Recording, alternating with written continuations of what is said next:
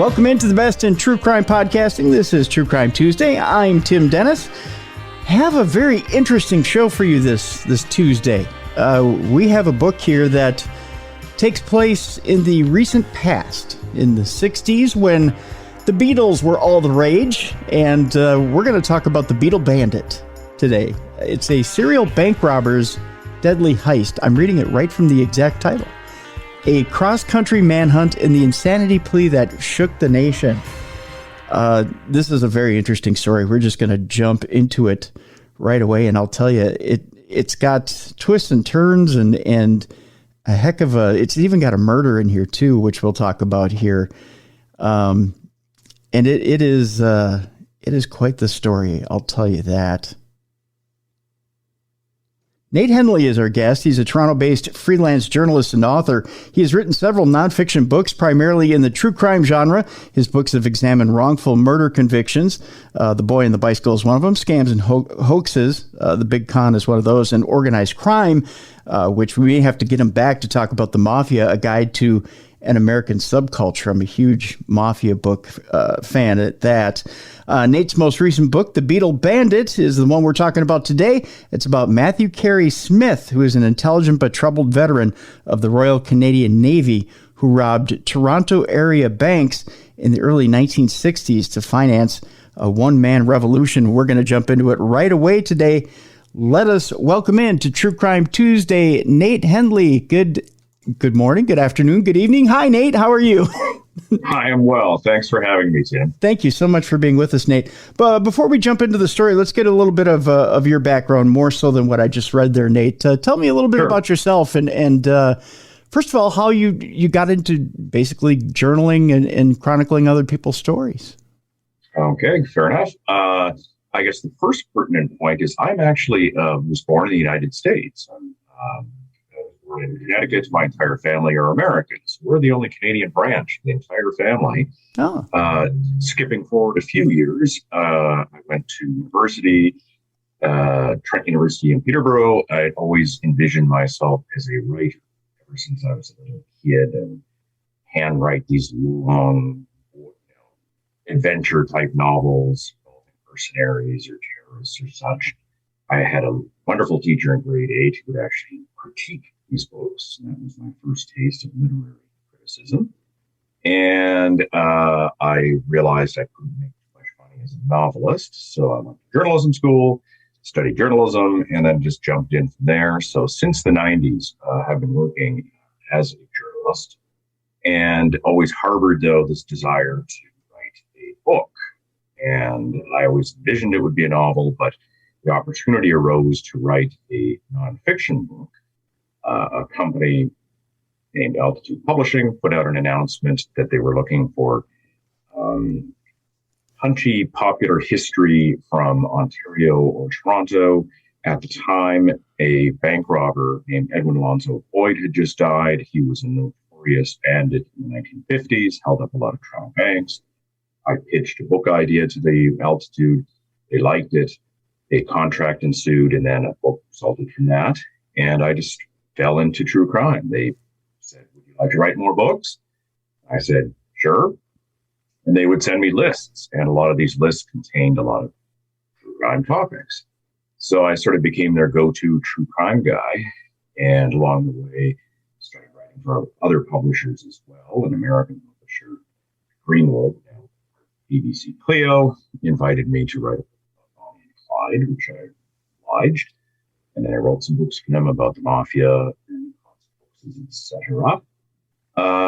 And so that's sort of how I got into it. I always enjoyed true crime, but I cannot honestly say I was a huge true crime buff before I started writing true crime books.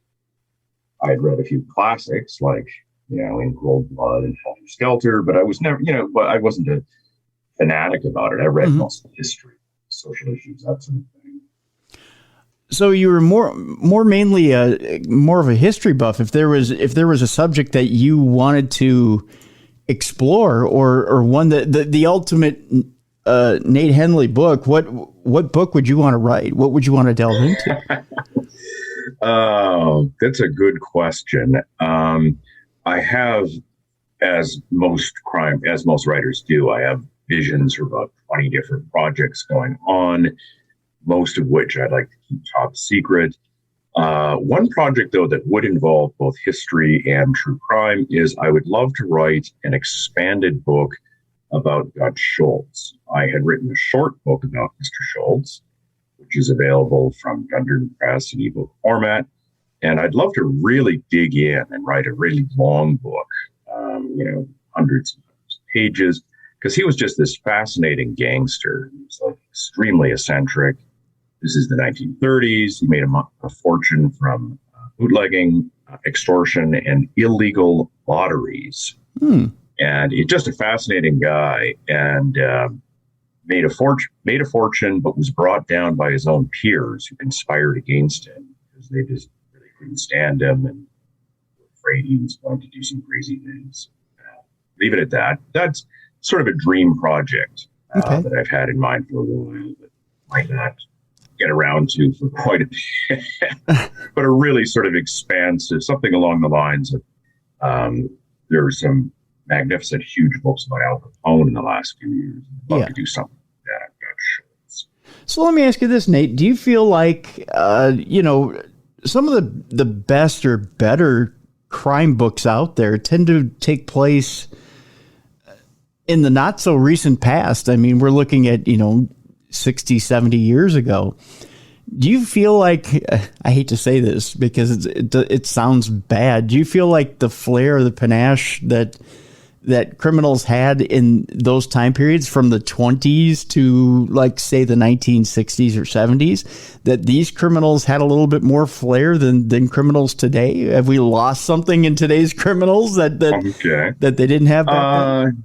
Good question. I think part of it is just a reflection of the times. There is this sort of, and I don't mean to glorify these guys by any means, but there is something very stylish about these mobsters in their fedoras and their 3D suits and ties and jackets with Tommy guns. That's sort of more striking and visually appealing than dudes running around in tracksuits with a dirty hockey jersey or something on, which seems to be the case nowadays. And I think another huge thing was that a lot of the gangsters in that time, the 20s and 30s, were dealing with bootlegging, selling illegal alcohol.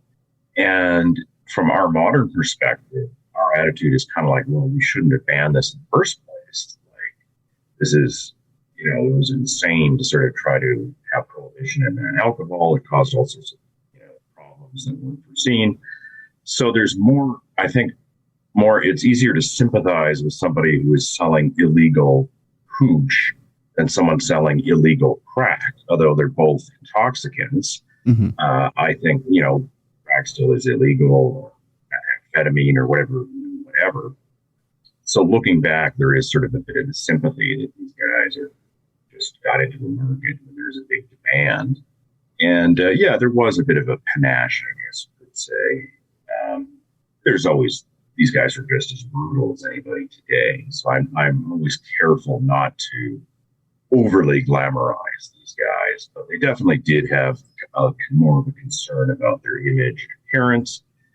Going back to Mr. Schultz for a moment, one thing he was roundly criticized for among his peers was that he was a slob, that he made some comment that he'd never pay more than $2 for a shirt, which even in 1930s currency was not a huge amount of money. That would be about $20 by today's standards. And he'd had crumbs all over his jacket, and he'd always dressed he'd look like a bum. And apparently his peers were really appalled by this. Their attitude was making lots of money. You got to dress the part, man. And they took this as a sign of his eccentricity, that he didn't dress well. Which we'll bring this around here to the current book we're talking about here today, which is The Beatle Bandit, a serial bank robber's deadly heist, a cross-country manhunt, and the insanity plea that shook the nation. Matt Smith is the Army. Well, he's a veteran as well. He ends up getting into an altercation. We will talk about that later, a little bit later too. give us a little bit of a background on this bank robber, Matt Smith, Sure, because he's gotten a little bit of an eccentric way in which he goes about his business. Absolutely. Full name, Matthew Kerry Smith. Mm-hmm. And to clarify, his father was named Matt Smith. So in the book, I referred to the father as Matt Smith and Matthew Kerry Smith. Let's start with his origin first, and then we'll go about his MO. Okay. Matthew Kerry Smith, born 1940 out in the prairies, and his father is a journalist, later becomes a businessman, and his mother, Helen Isabel Crichton, is a teacher, and he has an older sister, Leanne. Family moves to Ontario when he's quite young. His mother starts showing signs of mental instability quite early in the marriage. She is later diagnosed as having schizophrenia. And this is incredibly upsetting to little Matthew Kerry Smith because he's, obviously you're terrified that something bad is happening to your mother, and he's terrified that this will happen to him. He's a very smart kid, but does not very well in school. Seems very obsessed with crime and criminals, lives in a bit of a dream world, a bit of a fantasizer, drops out of the private high school that his father enrolls him in, and joins the Royal Canadian Navy. Seems to be doing okay for a while, but then drops out of that and falls into this weird life in that he's living in Toronto. At one point, he's working for his father. So he's got jobs and he's capable of work, but at the same time, he's like stealing cars. He takes police on a car chase at one point, and he is taken to court. And as part of his sentence, he's told to go get a psychiatric evaluation, and they conclude that he has schizophrenia, like his mother. Okay. But they don't think that he's a danger to society.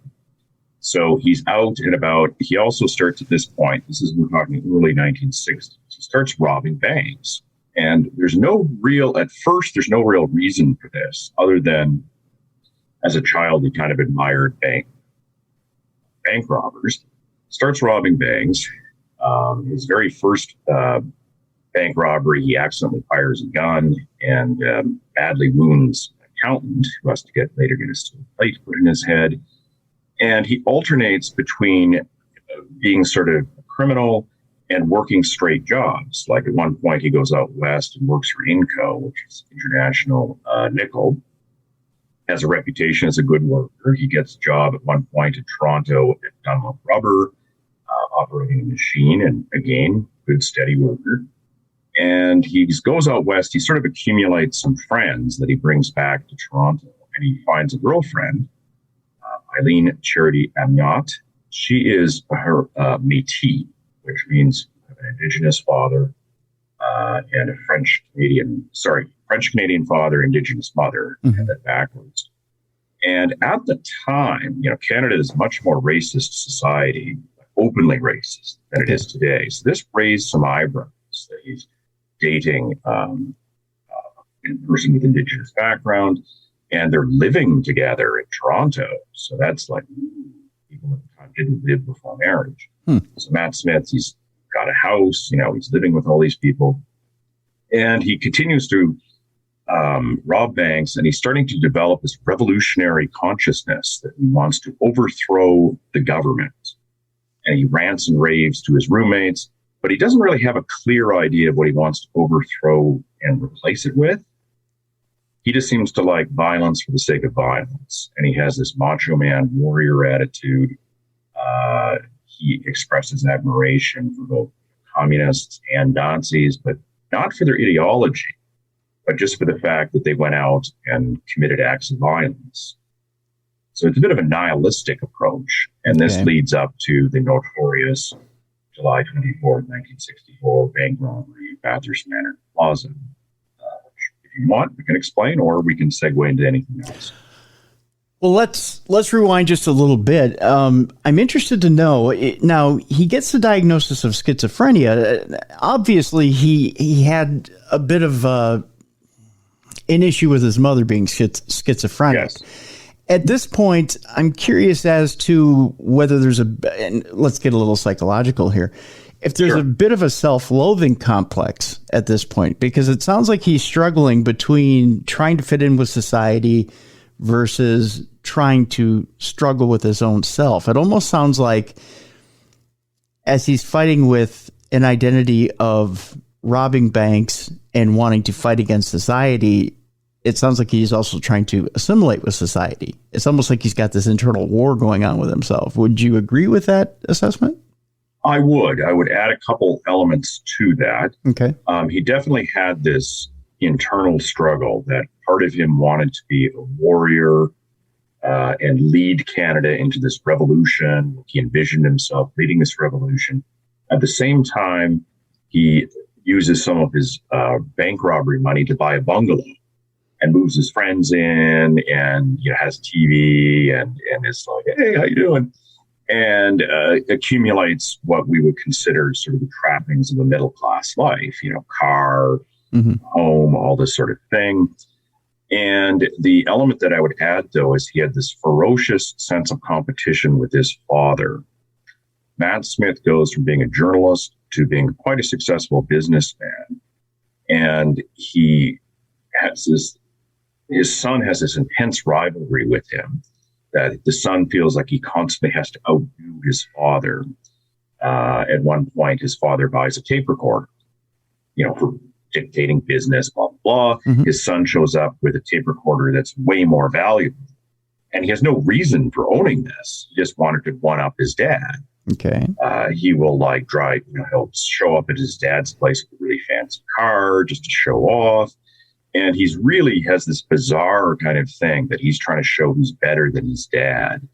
At one point, his father gets into property development.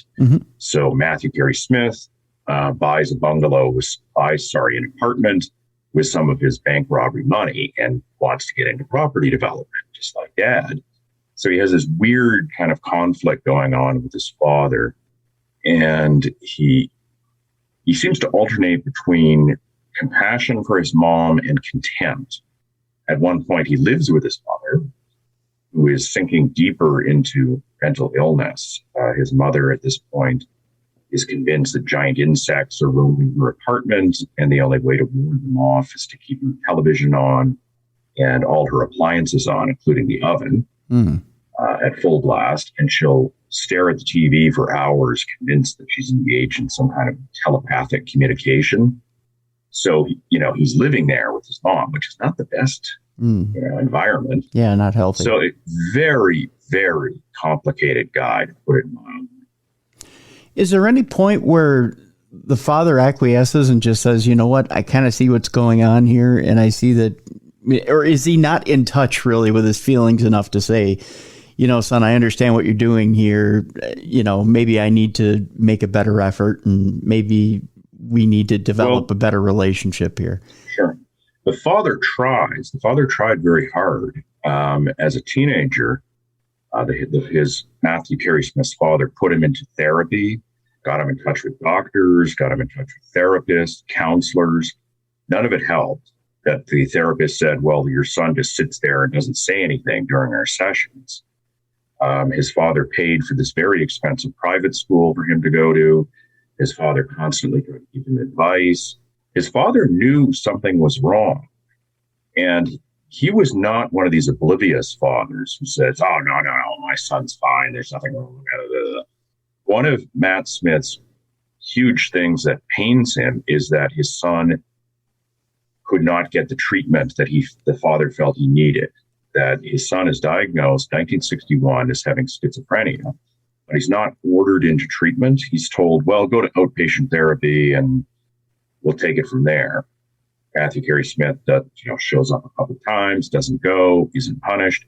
And the father is beside himself. His father wants his son to get some kind of treatment. Like, the father acknowledges that his boy has, schizophrenia, but is desperate for some kind of intervention or help. And he's quite bitter towards the end of his, as things progress. The father becomes increasingly bitter that his son didn't get better help, better treatment. And he believes that if he had gotten better treatment, maybe some of these crimes and this terrible shooting wouldn't have happened. I find it interesting. It's so simple, but it's so complex that you would think the answer to this on Matthew Smith's side, the father's side, would be to just reach out and say, I understand that all you want here is a relationship, that all you want here is to get closer to me, rather than stick you in therapy, which, I mean, don't get me wrong, that, being schizophrenic, there is a certain amount of therapy that needs to be done. There's a certain amount of mental health treatment that needs to be done here. But also there is an emotional side of this, which also needs to be just having a relationship between the two. Yeah, the two did have I'm trying to think of the right word, divisive relationship. Matt Smith did some extensive interviews in the 60s with a newspaper man named Scott Young, by the way, father of Neil Young. Really? A famous rock star, yes. Huh. His father was a famous journalist.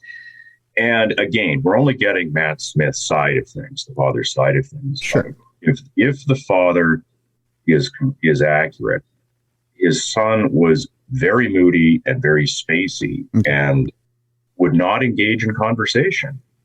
That the father would try to say, hey, son, how's everything going at school? Yeah. And he just literally wouldn't talk, or would just, talk about some completely unrelated thing at one point. And the son Matthew Kerry Smith was a kid who would have these bursts of enthusiasm for things and then forget all about it.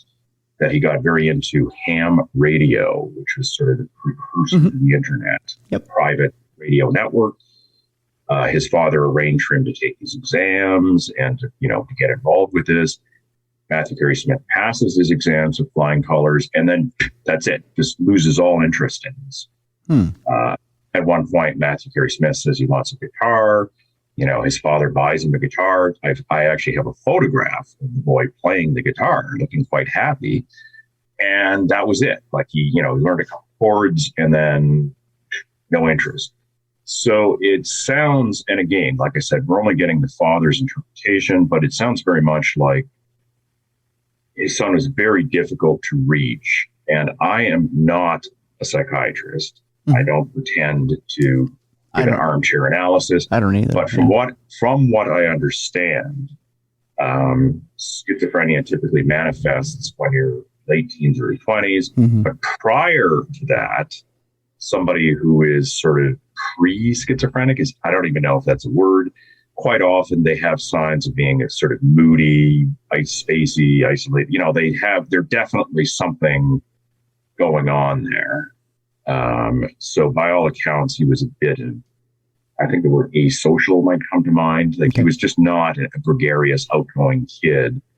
And he seemed extremely unfocused, that it was very difficult to get him, okay, what are you interested in? What do you want to do?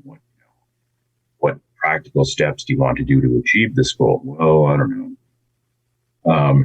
Some of that might be teen moodiness, but I think he was a difficult kid to reach. And his father did try his best. But again, we're getting a bit of it from the father's bias.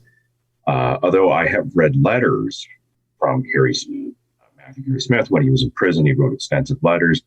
And he doesn't express any kind of bitterness about his father. I mean, I might have missed some, but he doesn't dwell on like, oh, I had a terrible childhood and I hate everybody. He was a bit jealous of his sister, but that was about the extent of his complaints about family life. And if he has any criticism, it's usually directed against his mother. Interesting. Tell you what, Nate, let's take our break right here. When we come back, Sure. I want to figure out how you go from moody and on the edge of schizophrenia, being told that you're schizophrenic, to all of a sudden you want, and not really having much order, to all of a sudden you want to join the Royal Army and become somewhat orderly and a killing machine. I don't put two and two together here, so maybe you can help us out here. Sure, of course. Nate Hendley is our guest. The book is The Beatle Bandit, a serial bank robber's deadly heist, a cross-country manhunt, and the insanity plea that shook the nation. We have a link to it in the description of our show today. Go ahead, click that link, and pick up that book right now. When we come back, we'll find out exactly how Matt Smith becomes unorganized and apathetic to organized and all of a sudden wanting to rob banks and become a killer. That's coming up next in the best in true crime podcasting. This is True Crime Tuesday. Welcome back to the best in true crime podcasting. This is True Crime Tuesday. I'm Tim Dennis. Our guest is Nate Hendley. This is the book. The book is The Beatle Bandit, a serial bank robber's deadly heist, a cross-country manhunt, the insanity plea that shook the nation. We're talking about bank robber Matt Smith and a job that turns out very, very deadly. And we'll talk a little bit about that a little later here in the podcast. We're talking about Matt's upbringing. We find out that his father's a journalist. His mother is schizophrenic. And as Matt is getting older, he finds out himself that he's schizophrenic, but he doesn't really have a direction. And he's kind of wandering a bit through life. But as he's getting older, he suddenly finds a focus, doesn't he, Nate? He's finding out that he wants to go a certain direction. That certain direction ends up being the Army? Well, he doesn't give a huge amount of explanation for this. In interviews I've read, he just sort of, I think it was one of his spontaneous enthusiasms, and like a lot of his spontaneous enthusiasms, joins the Royal Canadian Navy. He drops out before his term is up. Mm-hmm. His behavior deteriorates. I've read his military records, and his superiors are saying, well, he's not interested in duty. He went AWOL. He looks like a mess. He won't, complains about everything. They're kind of fed up with this guy, and Matthew Kerry Smith wants to get out of the Navy, so he gets his father to write a letter and let him out. So there's a bit of that. And skipping ahead a bit, just to sort of explain something, because this became a huge issue at Matthew Kerry Smith's trial. Okay. The issue of insanity. Mm-hmm. And this is sort of jumping ahead a bit. Sure. The defense was his only defense at trial was the insanity defense, and he had a number of psychiatrists testify that Matthew Kerry Smith was schizophrenic. The Crown prosecutor, that's the Canadian equivalent district attorney, totally disagreed, and said anyone who was rational enough to plan these bank robberies couldn't possibly be schizophrenic.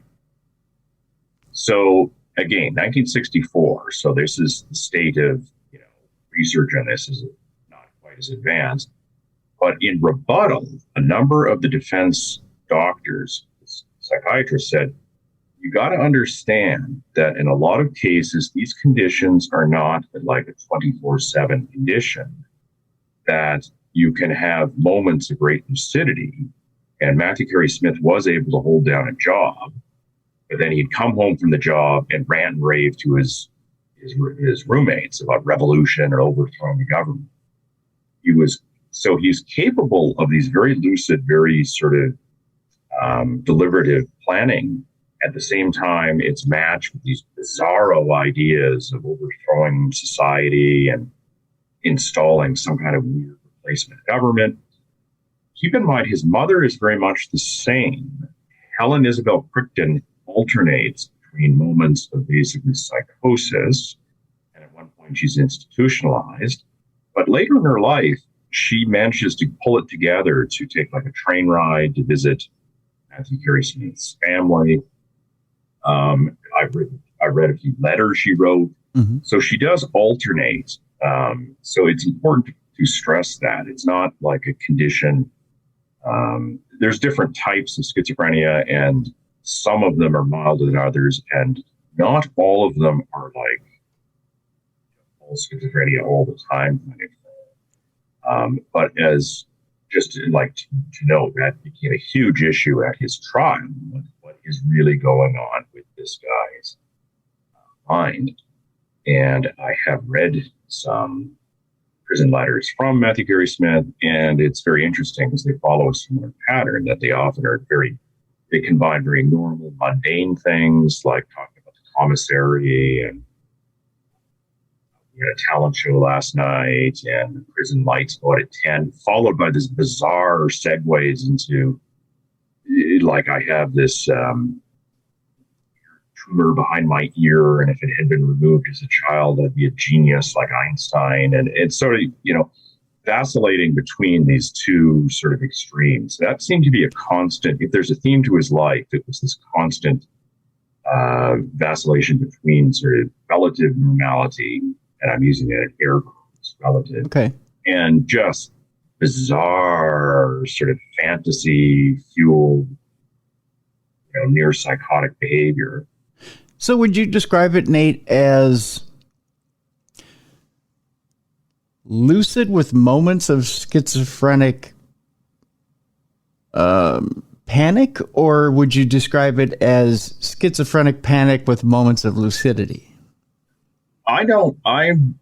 That's actually, it's a very good descriptor, but I would hesitate to answer for either way because I'm not a psychiatrist, but I think that descriptor would kind of nailed it.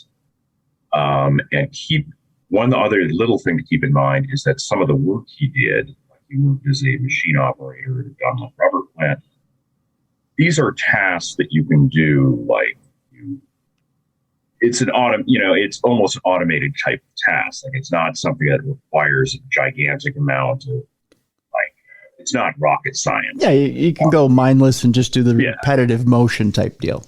And he would target shoot all the time. So he developed quite a good sort of muscle memory for his rifles, and target shooting and stuff like this. So he was capable of very practical minded things. At the same time, there's this weird sort of fantasy world. That's interesting food for thought, though, about the lucidity, psychotic balance. And I'm hesitant to wager a guess on that. But it's a good way to describe what's going on in this persona. I think, and I can't speak for everyone in this, I'm going to take a stab in the dark here. And this is just my hypothesis and nobody else's.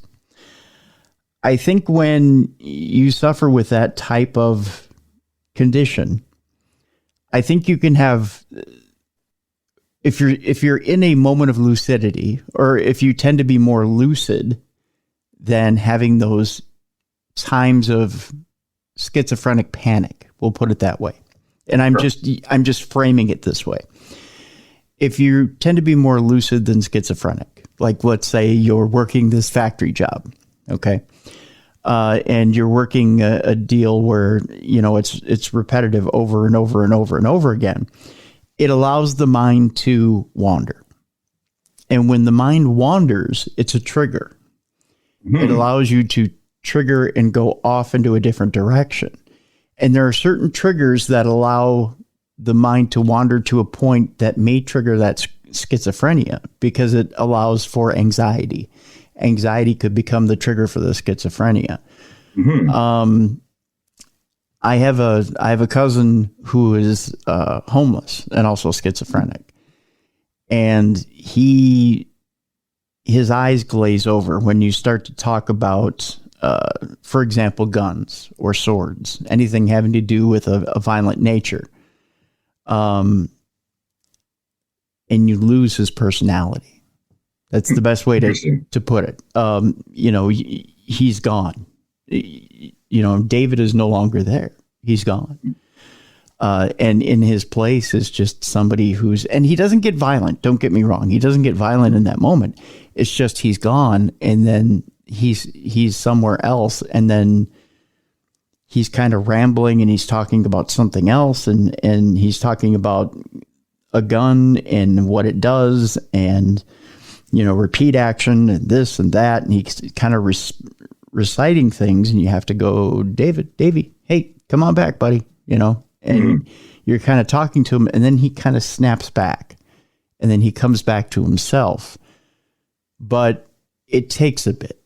You got to kind of bring him around full circle, and something brings him back eventually. It's not you, but it's something in that conversation that brings him back to that moment of lucidity. And it's not external stimuli. It's something within him that brings him back. So I think that, I think that when you're the worst case scenario for someone who's schizophrenic and untreated is to be in a job like that, where it is mindless, where it is a factory job or something like that, because you've got all day to think, and you can go off and think about something else that can trigger you and trigger you into, or kind of spiral out of control, Well, and the other aspect is that he was receiving pretty good pay for these jobs, a lot higher than income, and this enabled him to buy cars and guns. Ah, yes. In that, if he was unemployed and had no means of income, he would not have been able to afford the guns to rob banks in the first place, because these were acquired some expensive weaponry, and some of this was derived just from his normal 9-to-5 job. Mm-hmm. Interesting enough. So at this point, now it's an interesting jump from I want to be a good citizen to I want to rob a bank. Where does that come in? Why does bank robbery work for him? I understand having had the training in the Navy and having had the weapons training and having had somewhat of a training as a soldier, but how does he, if he was such a bad military man and didn't want to follow the rules, how does he absorb that and then decide, I want to rob banks? Was he any good at robbing banks? Well, he managed to get away, 4 separate occasions and robbed, if I have my total right, about $80,000, which in 1964, you'd have to multiply that by about 8 times. So he managed to get away with a significant amount of money. From what I understand, the one thing he was good at in the military was using guns, that he was a good shot. He practiced his firearms all the time, would shoot with his buddies and stuff. And in his confession, like I've read his confession to police, and there's also obviously a lot of psychologists, psychiatrists were examining him. And they all came to the same conclusion, was that he viewed robbing banks as a broader purpose. And he felt bad if somebody got hurt, but he saw it as kind of a military mission, that you're a soldier, you go out, you shoot people, and sure, you might feel bad that you pulled the trigger and killed some enemies, but it's war. We've got a greater goal. And for Matthew Kerry Smith, that greater goal was this weird one-man revolution he wanted to do. And this is the part that gets a bit tricky, because it takes place in the 60s, which, is this radical revolutionary time. But he wasn't really in tune with that. He was doing his own thing. And it was this, like I said, it was extremely hard. When I do interviews about this, I get constantly asked what his ideology was. What was his revolution? And my answer is, I don't know. That it was just this sort of nihilistic me against everybody, and that he sort of had this idea that he would be like the spearhead, that he would spark other people to rob banks, and he wanted to amass a lot of money so he could get some followers and arm them. It was very vague, and I've gone through copious amounts of material that he wrote or that he in his interviews, and he never spells out what he wants to replace things with, other than he doesn't want to be dictator. I should clarify that. Okay. He said that he would settle for being in charge of the police. That was his one thing. Okay. And he had some sexist notions about, that men should sort of be in charge and women should sort of mind their business kind of thing. Very sort of chauvinistic, sexist attitudes towards gender relations. But beyond that, like very vague as to, what exactly he's coming at. he makes a couple statements, like he says, the government isn't listening to young people. That's one of the only coherent things that he says. And the thing about that is that in 1964, probably everyone would agree with that. Yeah. Like most teenagers would say, yeah, the government doesn't listen to us. And he thought that people were apathetic. He thought they were too complacent and lazy, which, again, I think a lot of athletes would probably agree with that. Yeah. So it's extremely difficult to pin him down on sort of like there's no kind of platform he has. Very difficult to pin him down on any specific elements of this new revolutionary government that he wants to install. Well, Nate, with those two statements that you put there, the apathetic statement and the fact that, you know, the government doesn't listen to young people, do you feel that he really does believe that, or are those just two statements to get what you could look at as soldiers to join him in his cause? I mean, what better than to have young people join him in his cause, and then he's got people that are able-bodied to help him overthrow a government? Yeah, I mean, he does remark about apathy when he's in court, and he makes his last comment to the judge. He makes a comment about fighting apathy. So I think he genuinely disliked this. Mm-hmm. But I hesitate to put too much. I don't know how much thought he was actually putting into some of these statements. It was a lot of it is when you read his comments as a whole, it's very rambly. That's the other thing. Okay. And it sounds less like a manifesto and more like the guy in the bar who's had a few too many drinks, who's rambling on about his philosophy of anarchy or something. Not making a lot of sense. It's not very coherent. And so I think occasionally he just throws things out there that it's just, it suddenly occurred to me the government doesn't listen to young people. I don't know how much thought he's put into that. His only core idea is that he doesn't like the government, wants to overthrow. That's like literally the only core element there. So hopefully he'll throw out these concepts and somebody will throw something else out and it'll stick and he'll make this manifesto eventually. And it'll all come out to be some big, beautiful plan that he'll put together and it'll all work. Probably not. Probably not. You're right. Yeah. So you say he committed 4 robberies. Now, the robbery that we're talking about, the one that ends up violently, yes. This is obviously the last robbery he committed, correct? No, actually, it's the third. The third. Okay. I could run through the robberies, please. The last 2, if you'd like. Yeah, please. Please do. In case, yep.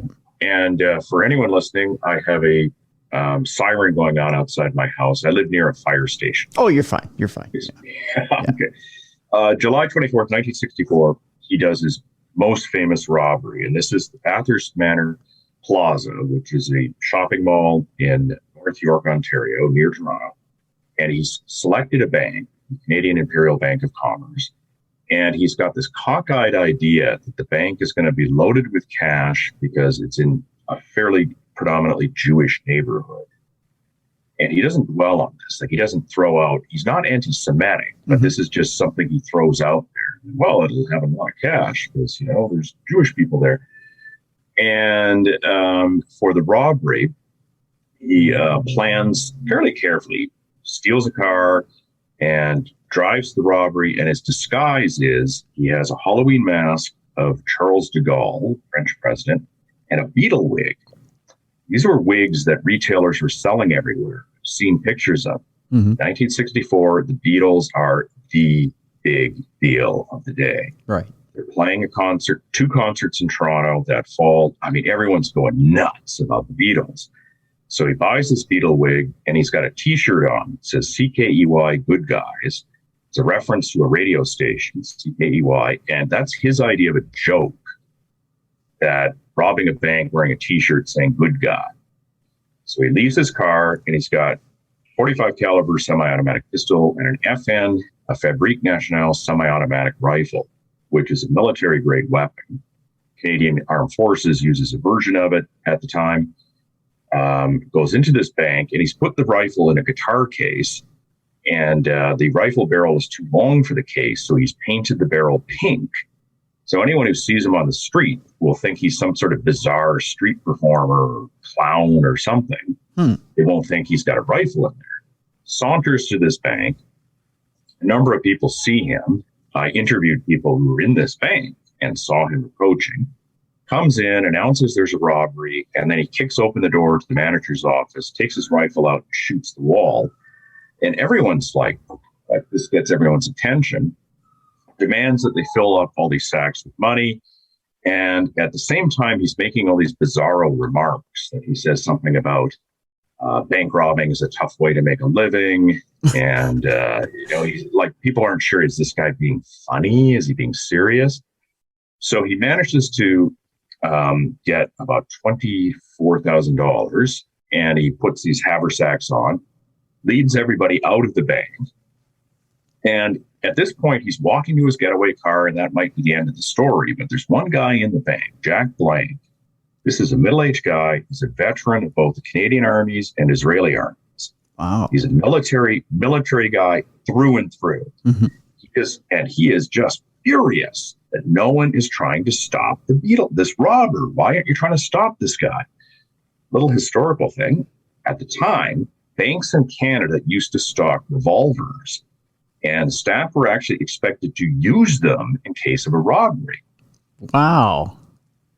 People think Canada is the peaceful kingdom. Well, no, not so much. So Jack Blanc knows that the bank has revolvers, and he's like, give me a gun.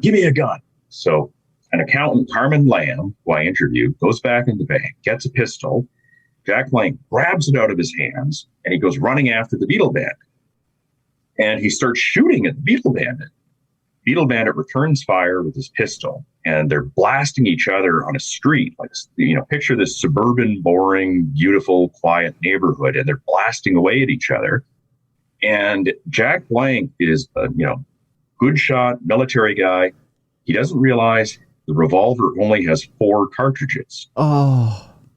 It's a 6-shot revolver. It only has 4 cartridges because the accountant, Carmen Lamb, had underloaded it because he's terrified that the pistol might fall on the floor and the hammer will hit a live round.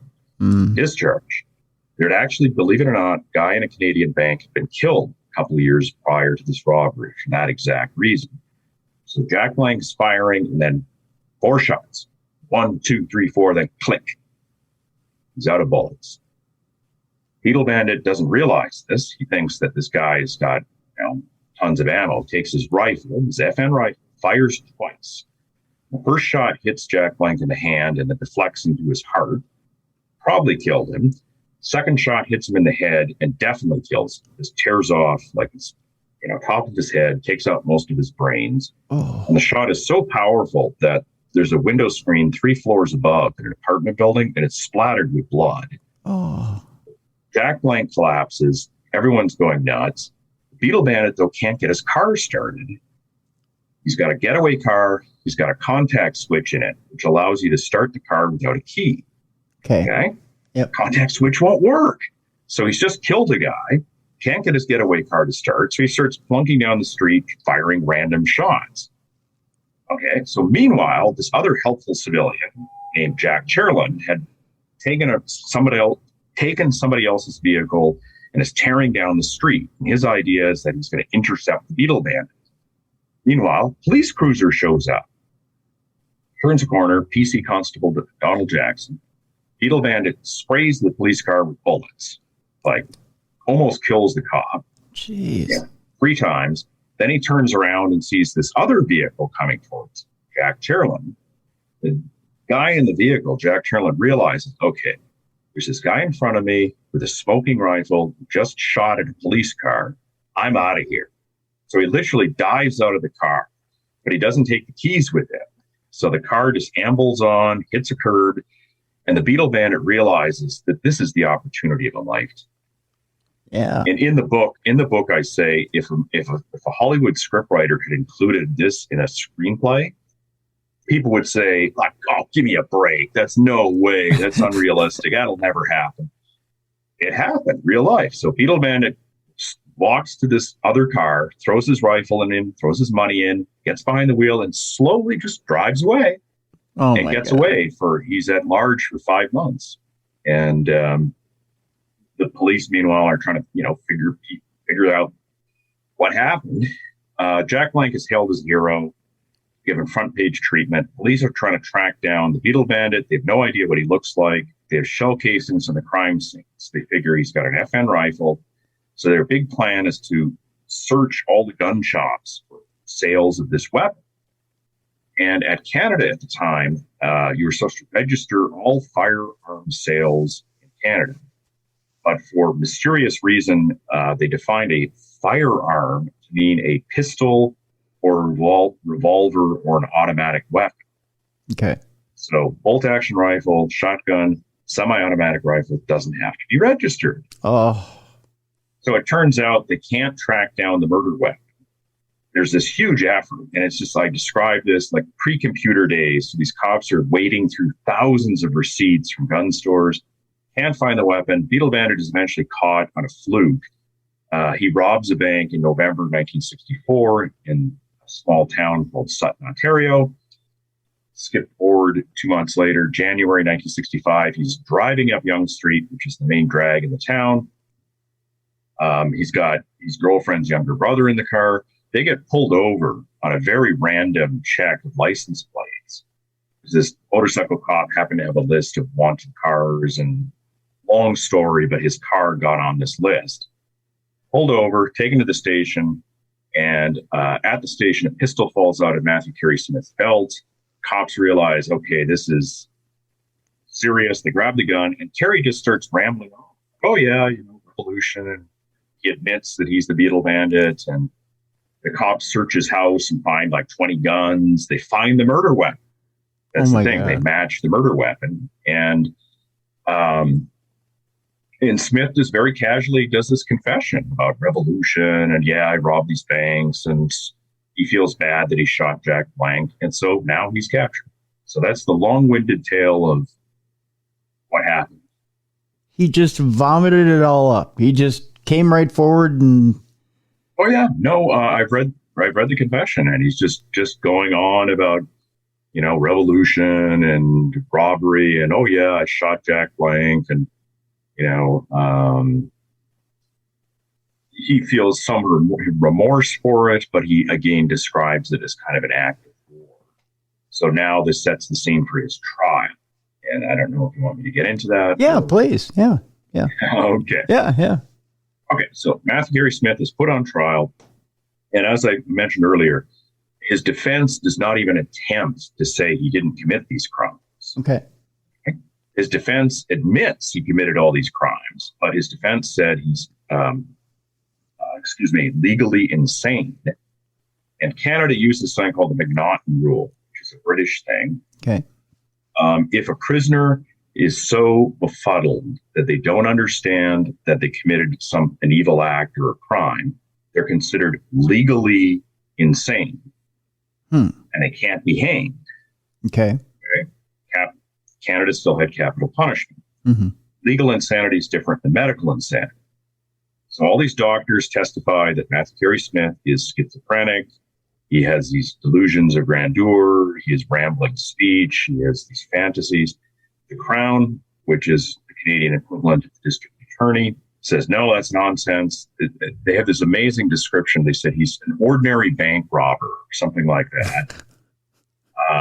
And it comes down to the jury rejects the insanity defense, finds him guilty, and the judge sentences him to hang. And Matthew Kerry Smith gets up and says he says something like, well, I still believe in the revolution and overthrowing the government, and that's all I want to say. Sits down. He goes to court. This becomes a huge cause célèbre because at the time, no one had been hanged in Canada since 1962. Okay. Capital punishment is this red-hot issue in Canada. Huge opposition to it.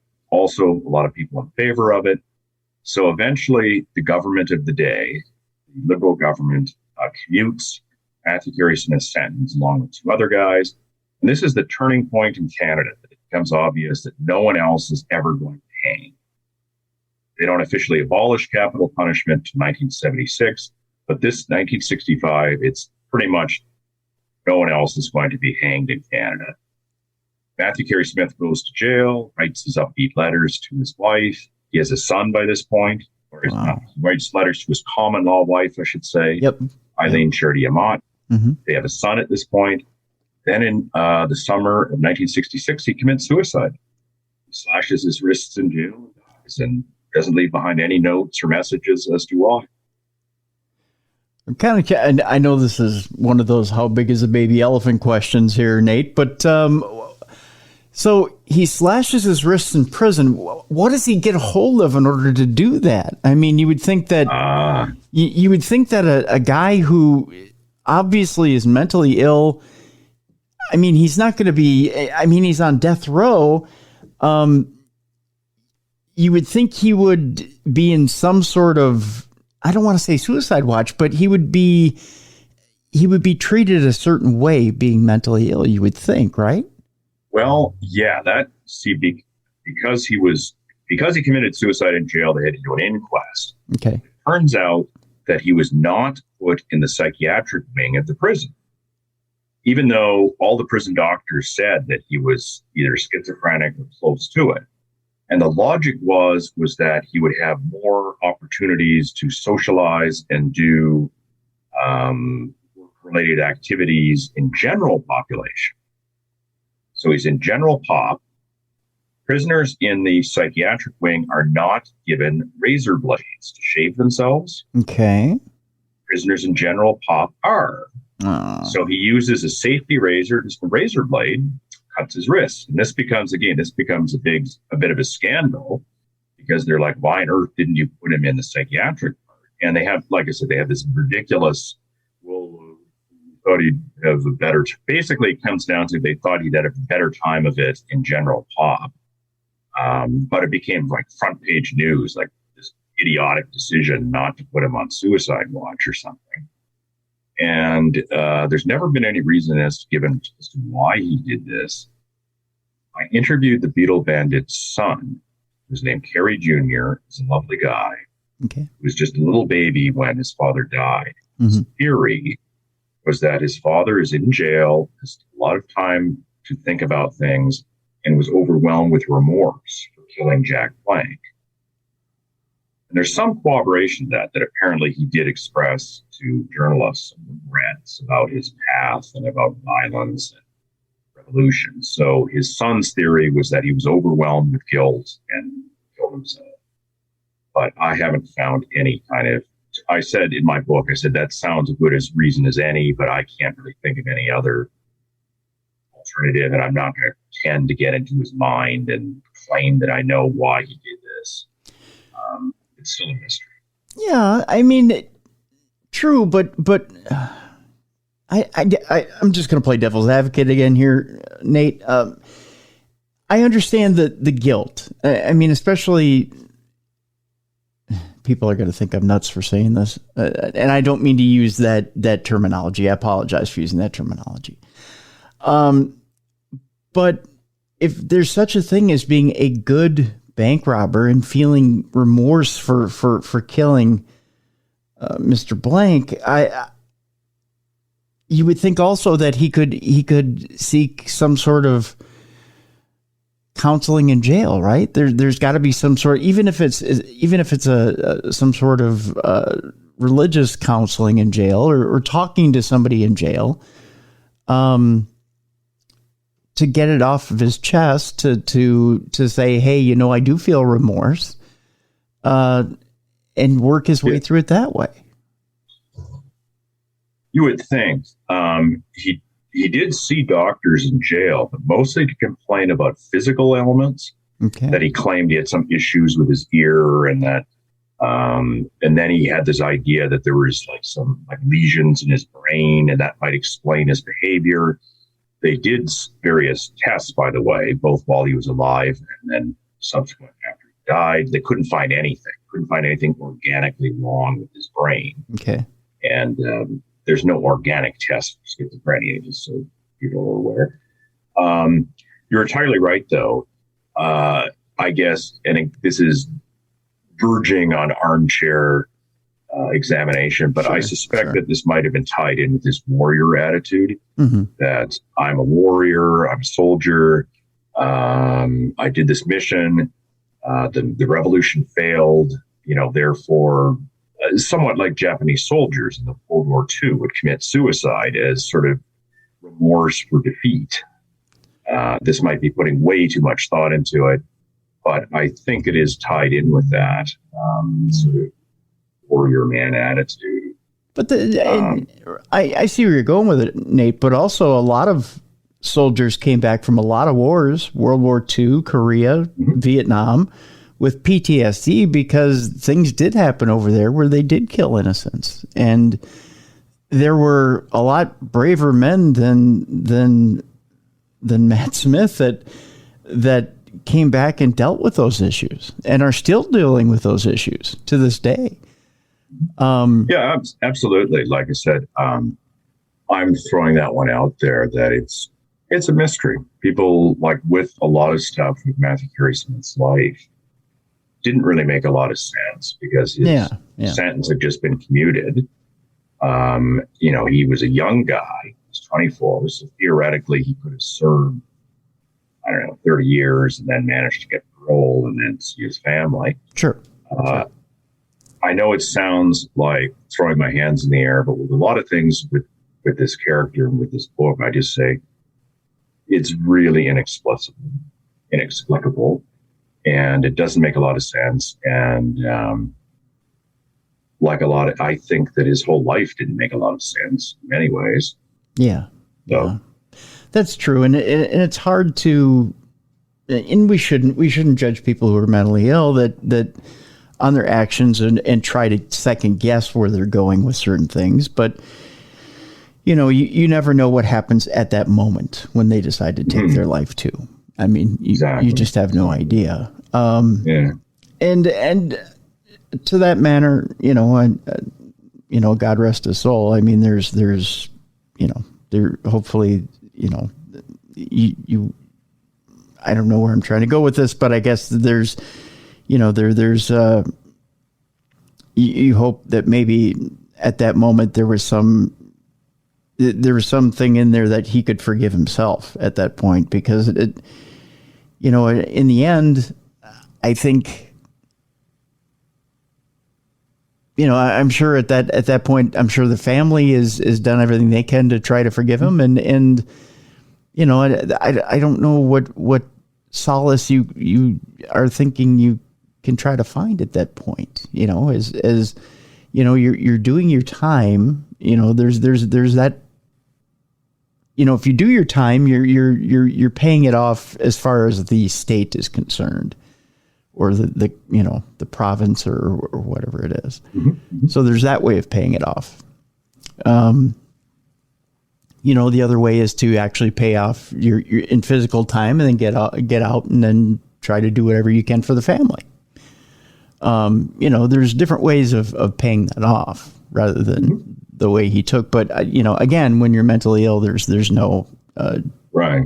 There's no way to come to those conclusions in a justifiable way. I think one way that makes it a little more clear is most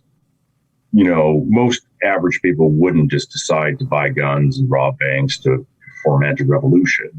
Right. So that's kind of his mindset. So that makes the suicide more understandable. It's still a bit of it's still obviously a mystery, but the guy's whole life was kind of these bizarre things that don't make a lot of sense. I had mentioned that when he was younger, he randomly stole a car, even though he had his own car, and tried to run into a police cruiser and then led the cops on this random chase through North Toronto. And when he was taken to court, he could give no reason at all for doing this. And the judge was just baffled. Yeah. Okay. why you own a car, but you just decided to ditch it and steal another car and then deliberately get in a car chase. Like, so yeah, his whole life was a bit confusing. I'm curious as to whether you know or you interviewed his widow and what she had to say about all this. His widow, Eileen Charity Amiot, had died before I could speak to her. Oh, no. However, I was able to speak to, she had a daughter she had been married previous to meeting Matthew Kerry Smith. So she had a daughter named Estelle, who actually lived with Matthew Kerry Smith at the house, full of guns, little 3-year-old kid. Really? So I was able to talk to her, and she was wonderful. She, explained what happened after Matthew Kerry Smith died. The family was in dire poverty. They were helped out by Matthew Kerry Smith's father. And she said her mother never really talked about the details of the crimes, but made it clear that she still loved Matthew Kerry Smith, and said something to the extent of, you never know who you're going to fall in love with.